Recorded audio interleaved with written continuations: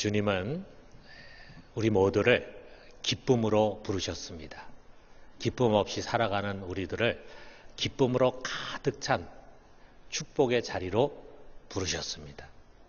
성도 여러분, 공감하십니까?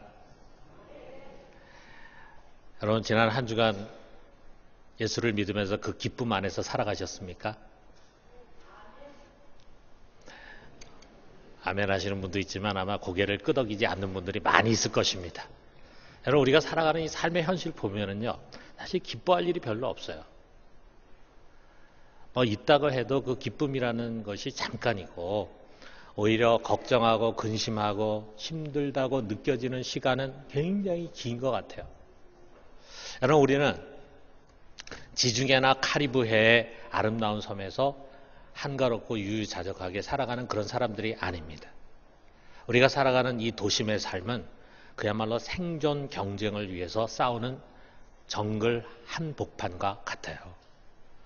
목표는 끝없이 이어지고 경쟁에 시달리고 업적에 쫓기고 날카로운 평가에 마음을 졸입니다.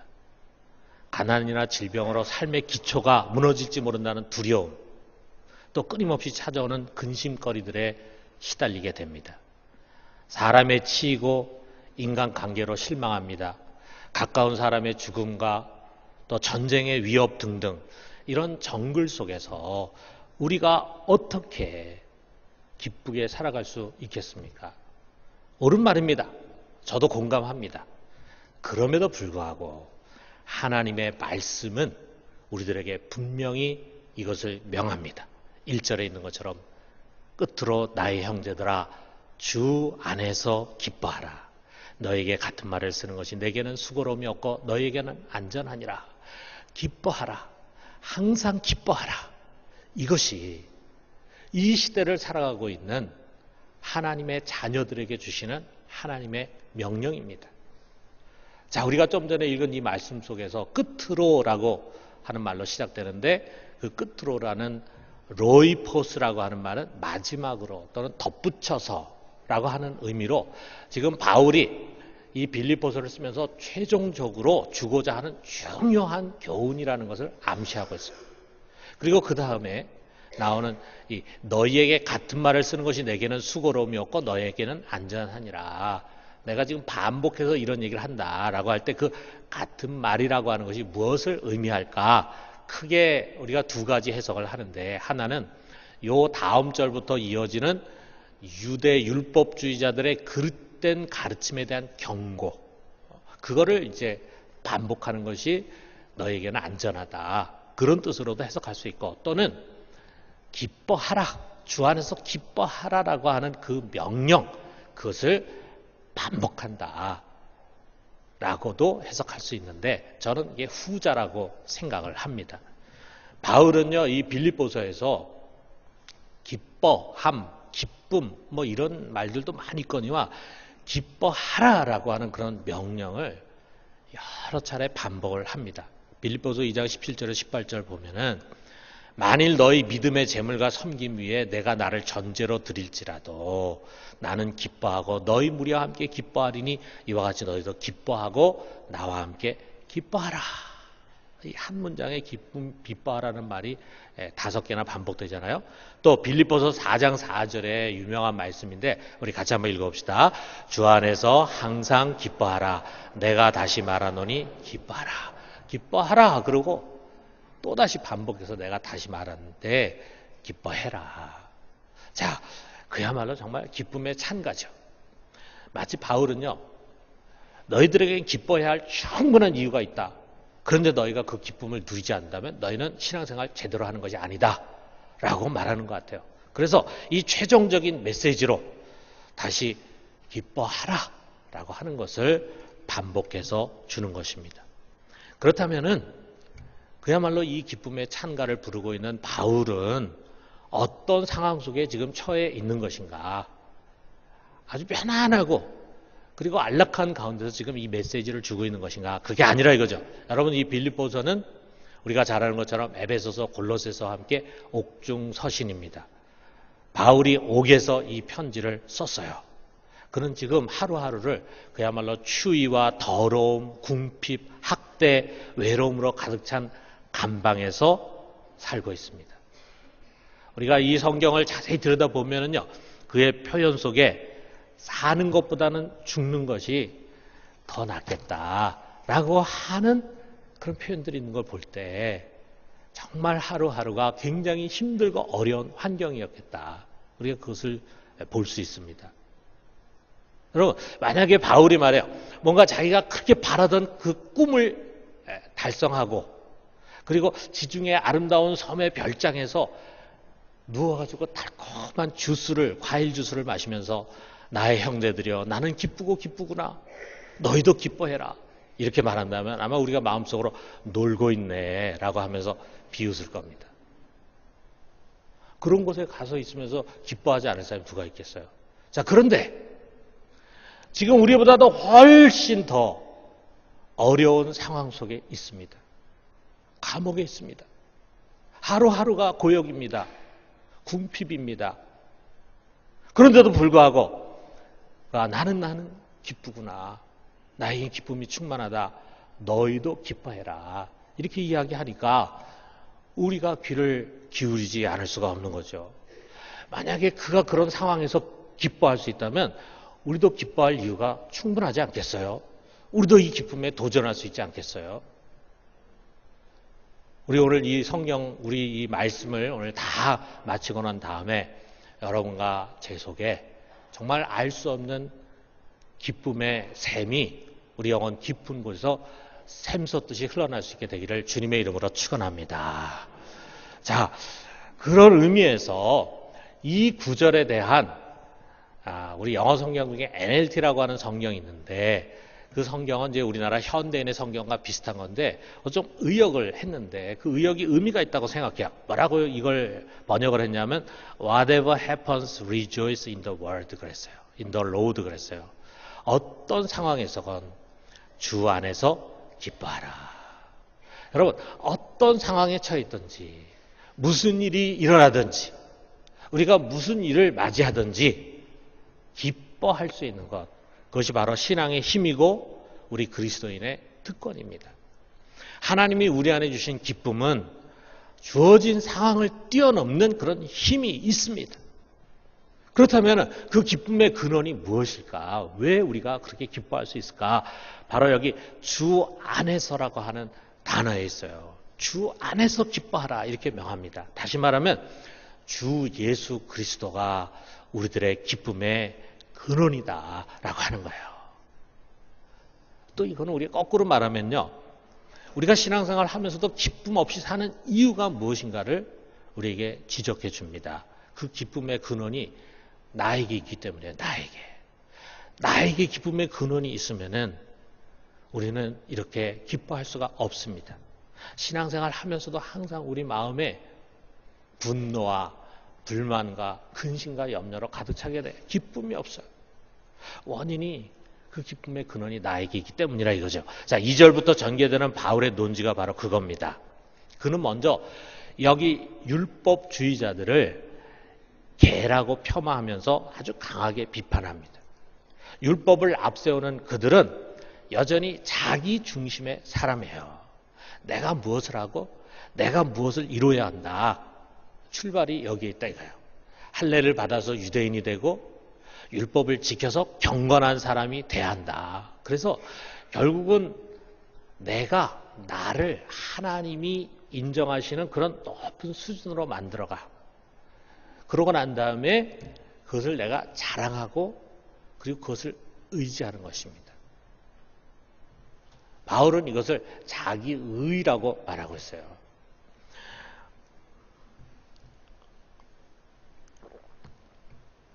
바울은 여기 교회에 와가지고 이들을 어지럽히고 있는 이 율법주의자들의 문제는 바로 이것이다. 하나님이 인정할 만한 그런 높은 수준의 사람으로 자기를 만들어가고 그리고 난 다음에 그 나를 자랑해.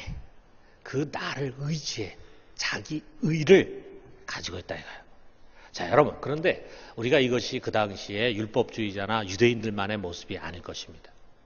법 아래 살아가는 모든 세상 사람들의 공통된 모습이에요. 평생 자기를 좀 더 높은 수준의 사람으로 만들기 위해서 애씁니다. 그리고 난 다음에는 그것을 자랑하고 그것을 의지해요. 좋은 삶의 환경을 만들어가고 싶어 합니다. 좋은 학벌, 좋은 지위, 좀 고상하게 좋은 인격. 그래서 세상에서 좀 좋은 평판을 얻기 위해서 우리가 얼마나 치열하게 살아야 하냐 이거예요. 자기 아이를 좀 그런 사람으로 만들기 위해서 얼마나 치열한 엄마가 돼야 합니까? 그 과정이 또 얼마나 어려운 것입니까? 그리고 어떻게 해가지고 그런 위치에 올라가게 되면은 평생 자랑해요. 어느 학교 나왔다. 어떤 직업을 갖고 있다. 어떤 직장에 또 어떤 지위를 갖고 있다. 어떤 집에 살고 있다. 이런 것들이 고스란히 자랑. 그리고 그것이 의지의 대상이야. 그것을 신뢰합니다. 하나님 신뢰하는 것이 아니라 그런 것들을 신뢰하면서 살아가. 근데 이런 거라면요. 바울도 자랑할 거리가 많다라고 이야기합니다. 여기 4절에서 6절을 보니까 그러나 나도 육체를 신뢰할 만하니 만일 누구든지 다른 이가 육체를 신뢰할 것이 있는 줄로 생각하면 나는 더욱 그러하리니 나는 8일 만에 할례를 받고 이스라엘 족속이요 베냐민 지파요 히브리인 중에 히브리인이요 율법으로는 바리새인이요 열심으로는 교회를 박해하고 율법의 의로는 흠이 없는 자라.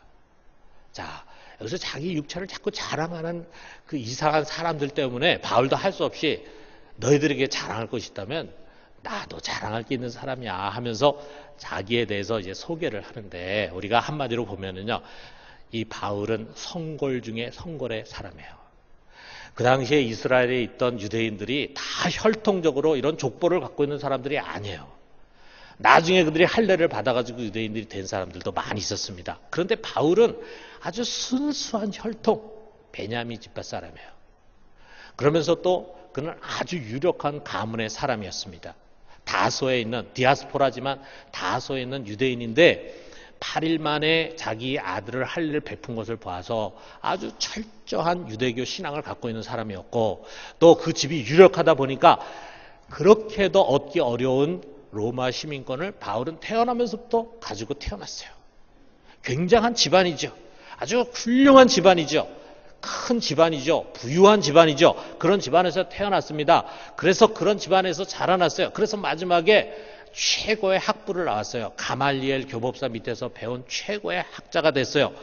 그리고 그는 그 당시 최고의 교파, 가장 신앙이 좋다고 하는 바리새파에 속해 있었고 그 바리새파 사람 중에서도 제일 열성이 있는 그런 사람이었습니다.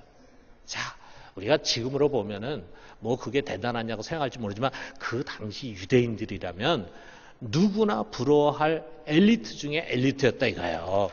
정말 바울이라면 자랑할 것이 많은 사람입니다. 그러나 그는 이 자랑하고 신뢰할 만한 육신에 대해서 죽음을 선포합니다. 갈라디아서 6장 14절에 보니까 그러나 내게는 우리 주 예수 그리스도의 십자가 외에 결코 자랑할 것이 없으니 그리스도로 말미암아 세상이 나를 대하여 십자가에 못 박히고 내가 또한 세상을 대하여 그러하니라. 내가 세상에서 쌓았던 나의 육체와 관련된 자랑거리들 난 다 십자가에 못 박았다.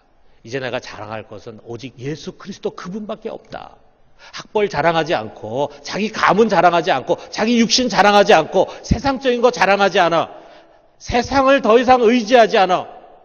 그는 오직 예수 그리스도의 십자가만을 자랑하는 사람이 됐다 이거예요. 그런데 우리는 예수를 믿지만 여전히 그러한 것들을 자랑으로 삼고 그러한 것들을 의지하며 살아갑니다. 이런 외모에 여전히 가치를 두는 사람은 예수를 믿지만 그 속에 기쁨이 없어요.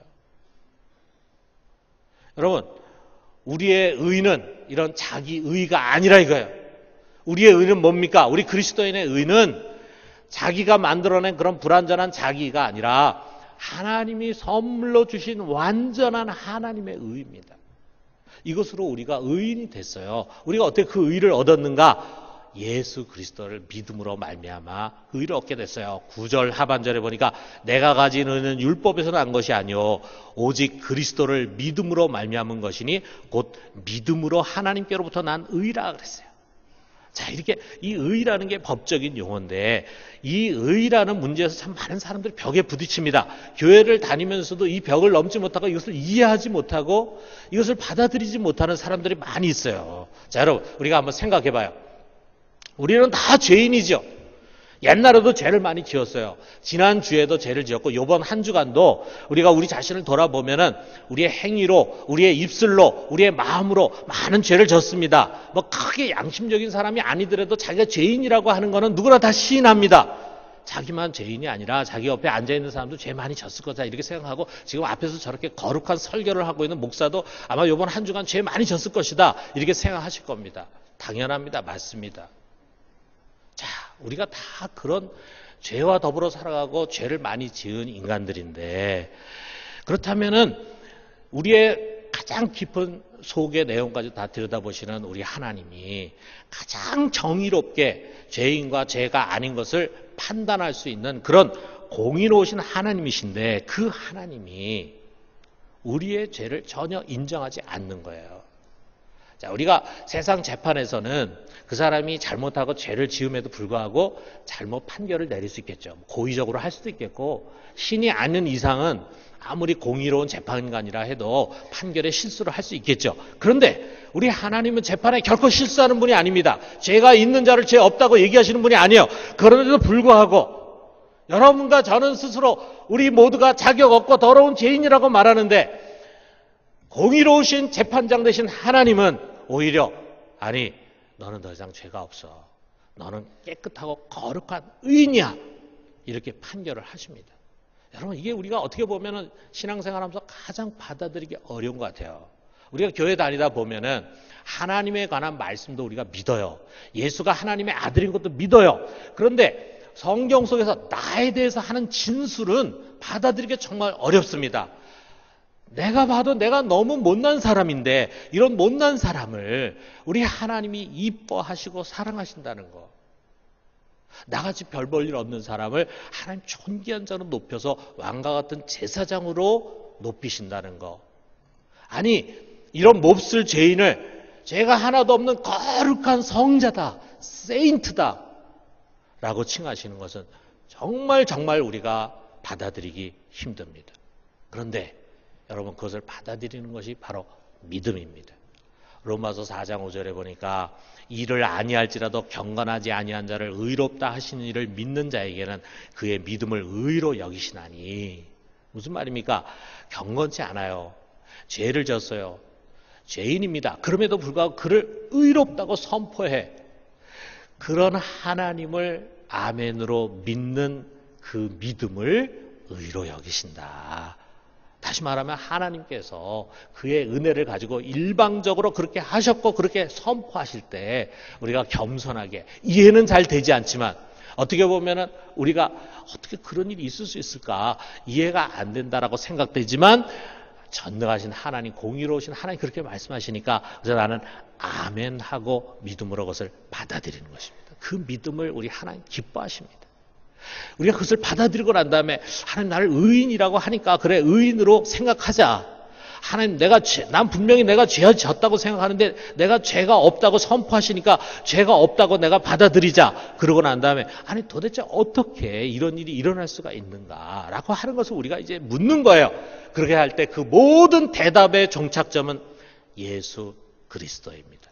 예수 그리스도. 그분이 그 모든 것을 가능하게 하신 거예요. 주 안에 들어가는 사람, 그를 통과하는 사람에게 이런 기적이 일어나는 겁니다. 마치 여러분, 우리 보통 일반 주유소에 있는 세차장은 이렇게 내가 차를 몰고 들어갔다가 어서 내린 다음에 세차가 다 끝나면 내가 차를 몰고 나오는데 가끔 그런 거 있잖아요. 이렇게 자동 세차 코스가 있는 곳 있잖아요. 그래서 자동차가 저절로 움직여가지고 이제 입구에서 출구로 나옵니다. 그러면 입구에 내가 차를 세워놓을 때는 아주 더러운 차였어요. 그 다음에 내가 내려서 출구에 가서 기다린 다음에 나중에 내 차가 나오는데 아주 반짝반짝하는 깨끗하게 세차된 새 차로 나옵니다.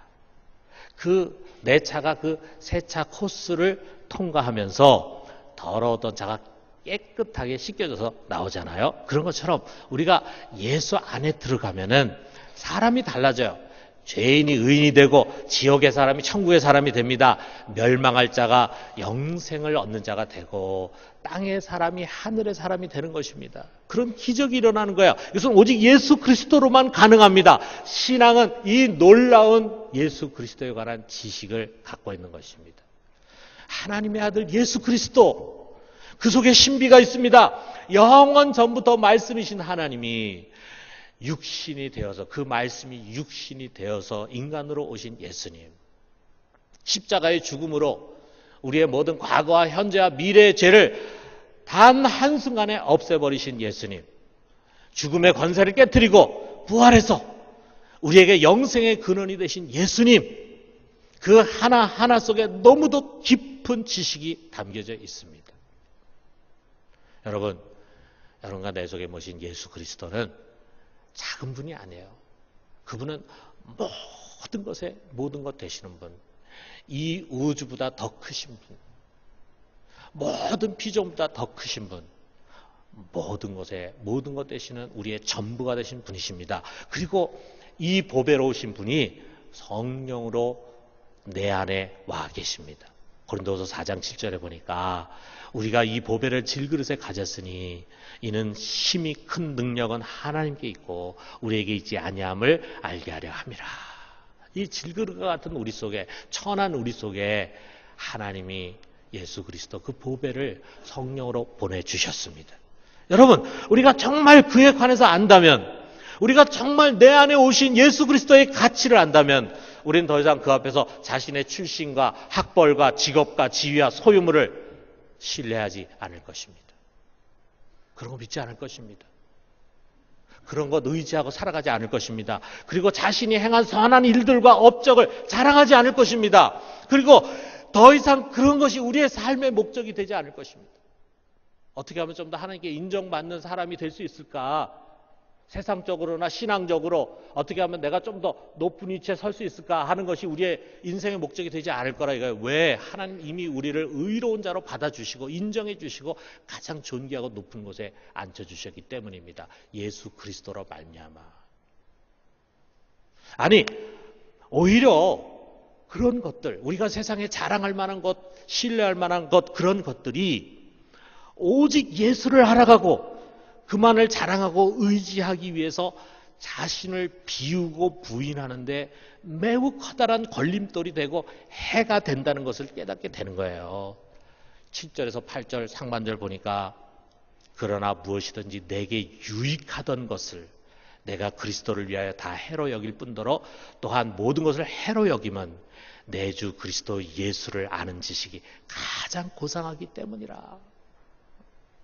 그 예수가 얼마나 귀한 분이고 그분을 아는 지식이 얼마나 고상한 것인가를 우리가 알게 될 때 오히려 그것을 좀 더 알고 그분을 좀 더 가까이 하는데 장애물이 되는 것이 옛날에 나에게 좋았다고 생각하는 것들, 내가 자랑할 만한 것들이 오히려 나를 부인하고 나를 내려놓는데 장애물이 돼요.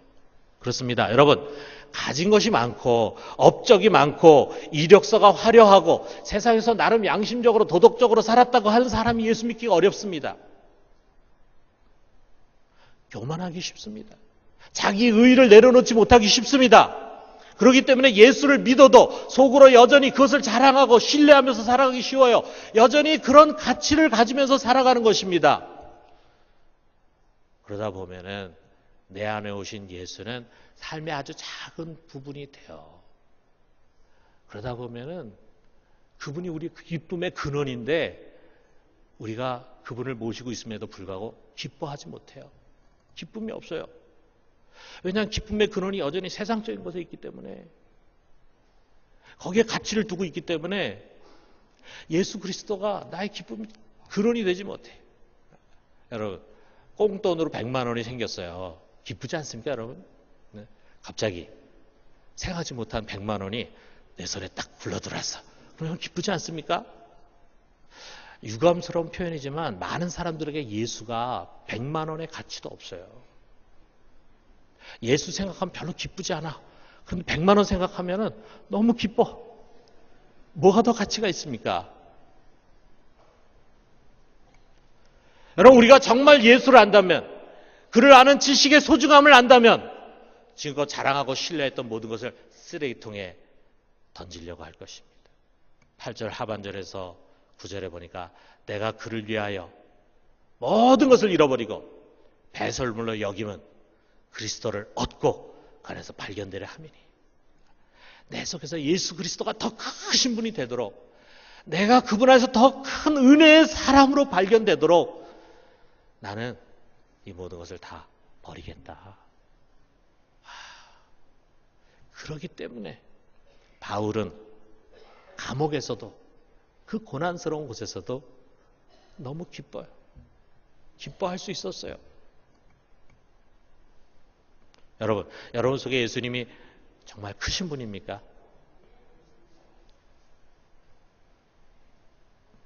이 소중한 보배를 여러분 속에 담고 있음에도 불구하고 여러분 그 가치를 알지 못하고 그 보배가 우리에게 주는 풍요로운 영적 삶을 누리지 못하고 있지 않습니까? 자, 1947년, 자, 2차 세계대전이 끝나고 2년 뒤인 1947년 봄에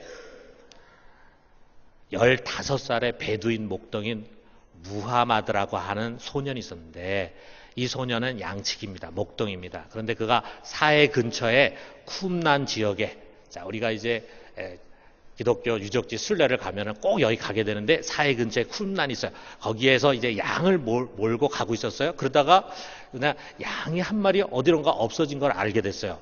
이놈의 양이 어디로 갔을까? 이렇게 그 양을 찾고 있는데 자기 머리 위에 절벽에 동굴 입구가 있는 것을 발견했어요. 그래서 보면서 양이 저기 혹시 가지 않았을까 해가지고 거기다가 돌을 딱 던졌습니다. 그래서 양을 좀 놀래켜가지고 양이 밖으로 나오게 하려고 돌을 던졌어요. 그런데 거기서 돌을 던졌는데 양 소리가 난 것이 아니라 항아리 깨지는 소리가 났어요. 쨍그랑하고. 그 순간에 이 소년이 혹시 저기 옛날 사람들이 숨겨놓은 보물단지가 있는 게 아닐까 하는 생각이 들었습니다. 그런데 자기가 혼자 가기에는 좀 무서워. 그래서 그 다음날 자기 사촌을 데리고 함께 이 동굴 탐험에 나섰습니다. 그곳에 이 돌로 깨진 항아리 외에 8개의 항아리가 있었어요. 그래서 하나하나 다 깨트려 봤는데 하나를 제외하고는 모두가 다 빈 항아리였어요. 그런데 그 한 항아리 속에도요, 그들이 기대했던 그 보석이나 귀금속이 아니라 낡아빠진 양피지 두루마리 11뭉치가 있었습니다. 이 두 소녀는 너무 실망했어. 거기서 뭔가 옛날 사람이 숨겨놓은 금이라도 좀 나올까 기대했는데 이놈의 양피지가 그냥 거기에 나오는 거예요. 그래가지고 그걸 갖다가 시장에 가서 중고품 상인에게 몇 푼 안 받고 팔았습니다. 아주 헐값에 팔았어요. 이 중고품 상인도 5개는 히브리 대학에, 그 다음에 6개는 마르코 수도원의 대주교에게 아주 싼 값에 팔았습니다. 자, 그런데 이들이 큰 실수한 거죠. 왜? 이것이 그 유명한 사해 사본이었어요. 그동안 구약성경 사본으로 가장 오래됐다고 생각했던 맛소라 사본보다 1000년 더 오래된 사본이었어요, 여러분. 대단하지 않습니까? 1000년 더. BC 한 200년경으로 추산되는. 그래서 지금 우리 지구상에 있는 구약 사본 중에 가장 오래된 사본을 이 베두인 목동 둘이 찾아낸 거예요. 야, 정말 이거는 보물 중에 보물이죠. 지금 그 가치가 어느 정도 될까? 물론 팔지도 않지만 만약에 경매에 내놓으면요, 아마 제 생각에 수조 원을 호가할 것입니다. 수조 원. 이 목동들이 자기가 팔아가지고 아마 그날 하루 저녁 배부르게 먹고 마시고 끝냈을 거예요. 그런 푼돈에 판 이 두루마리의 가치를 알았더라면 얼마나 땅을 치고 후회했을까? 아마 땅을 치고 후회했을 거예요. 아마 화병에 죽었을지도 몰라요. 15살이었으니까 그 이후로 아마 얼마 안 있다가 이게 무엇이었는가 하는 것이 아마 발표가 됐을 겁니다. 그것을 듣는 순간, 야, 얼마나 땅을 치고 후회했겠어요. 아마 에서의 망령된과 같았을 거라 이거예요. 여러분, 우리가 그거 같지 않습니까? 하나님은 이 세상에 무엇과도 바꿀 수 없는 가장 값비싼 보물을 우리에게 선물하셨어요. 돈도 아니고 금도 아니고 이 세상의 재물도 아니고 장수도 아니고 가장 사랑하는 그의 아들 예수 그리스도를 우리에게 보내주셨어요. 그가 우리 안에 거하십니다. 우리가 그분 안에 거하고 있습니다. 그런데 이 존귀하신 예수를 잊어버리고 여전히 가치 없는 것들에 매달려서 희노애락을 반복하고 있지 않습니까? 예수를 믿는다고 하는 사람들이. 그러므로 이 보배를 가진 성도 여러분, 기뻐합시다. 주님 안에서 기뻐합시다. 우리 잠깐의 슬픈 일에 너무 슬퍼하지 마요. 여러분 잠깐의 가난함에 너무 움츠러들지 마요. 우리 잠깐의 불행에 너무 주저앉지 마세요. 잠깐의 고난에 너무 낙심하지 마세요. 우리 잠깐의 힘든 일로 너무 화내고 분노하지 마세요. 여러분 속에 영원한 보배 예수 그리스도가 있습니다. 우리는 이미 그분의 축복과 사랑을 받은 자입니다. 능력의 힘이 크신 그분이 여러분의 인생의 배에 함께 타고 계심을 명심하십시오. 여러분 혼자가 아닙니다. 그 전능하신 분의 품 안에 있습니다. 그가 우리의 피난처가 되십니다. 염려 근심을 다 내려놓고 주님만 바라봐요. 그러므로 그분이 우리 안에 심어놓으신 이 기쁨을 빼앗기지 맙시다. 잃어버린 기쁨을 다시 찾아옵시다. 그리고 다시 기뻐합시다. 그리고 그 기쁨으로 우리 마음 깊은 곳에 있는 분노와 어둠을 평정합시다. 모든 염려를 뛰어넘읍시다. 주 안에서 항상 기뻐하는 우리 모두가 되기를 주님의 이름으로 축원합니다.